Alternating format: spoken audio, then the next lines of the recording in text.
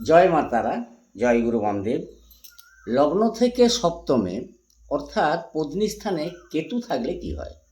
সপ্তমে কেতুর অবস্থানে জাতকের স্ত্রী প্রায় অসুস্থ থাকবে, সঞ্চিত কিছু ধন নাশ,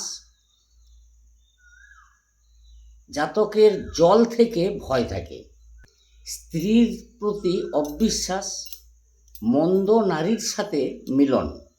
কেতু যদি মকর রাশিতে অবস্থান করে রুগ্না স্ত্রী হয়। সপ্তমে বৃহস্পতি চন্দ্রের যোগ থাকলে সুন্দরী স্ত্রী। শনি এবং বুধের যদি যোগ থাকে তাহলে বিধবা নারীর সহিত বিবাহ হয়। বৃশ্চিক ও কর্কট রাশিতে অবস্থান করলে অতটা কুফল হয় না। তোমাদের পাশে আছি, সকলে ভালো থেকো। আমার ভিডিও ভালো লাগলে পাশে থেকো। রাধা রাধা।